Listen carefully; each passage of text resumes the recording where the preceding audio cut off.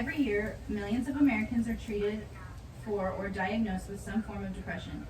Currently, depression affects around 6.7% of Americans and is more prevalent in women than in men. I will present to you some information I have collected on depression and how many people are affected, the types of depression, as well as what signs to look out for. Today, I'm going to explain how serious this mental illness is and what to look out for if you suspect that someone you know might have depression.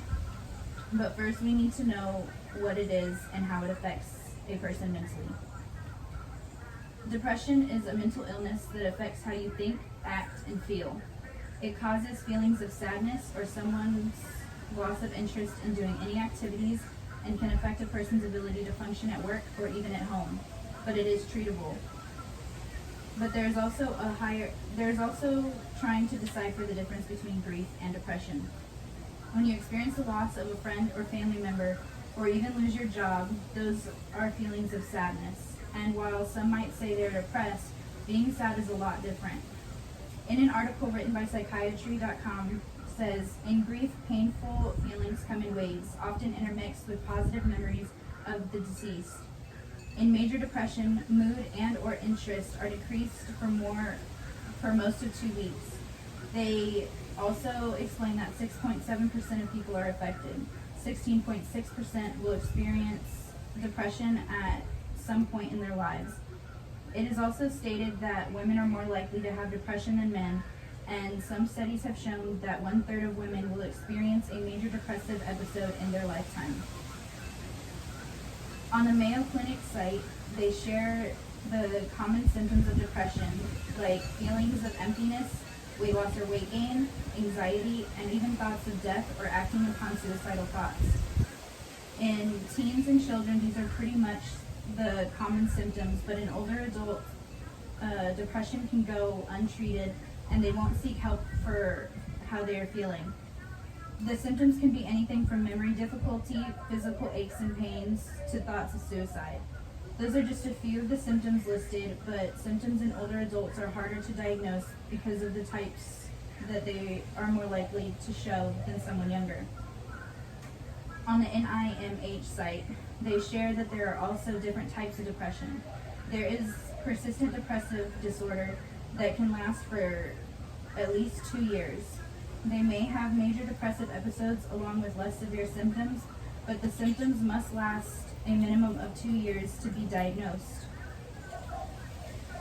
Another one is called postpartum depression, which is much more serious than just being sad after childbirth. It is where the mom can have extreme sadness, anxiety, and exhaustion, which can make it difficult for the mother to care for herself and or her baby. But these symptoms usually only last about 2 weeks after delivery. Then there is psychotic depression and seasonal affective disorder. Psychotic depression is where the person has severe depression along with some form of psychosis, like having delusions, hearing or seeing disturbing things that others cannot see. Then there's seasonal affective disorder, which is where the person is depressed during months with less sun, like during winter. The NIMH states that this type of depression is typically accompanied by social withdrawal, increased sleep, and weight gain.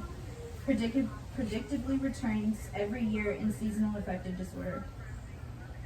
The last disorder is called bipolar disorder. While it is different from depression, the NIMH says that it is included on the list because people who suffer from bipolar disorder go through extremely low moods, which is categorized by major depression.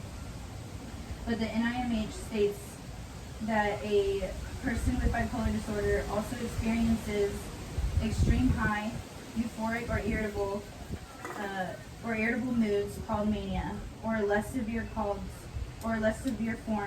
called hypomania. According to mentalillnesspolicy.org, bipolar disorder affects 2.3 million Americans.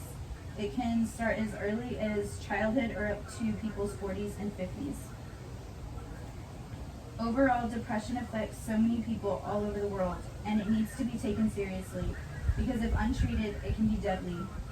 All it takes is educating ourselves on the mental illnesses people are diagnosed with, and to do our best to understand what they might be going through and find ways to get them the help they need and deserve so they can better themselves mentally.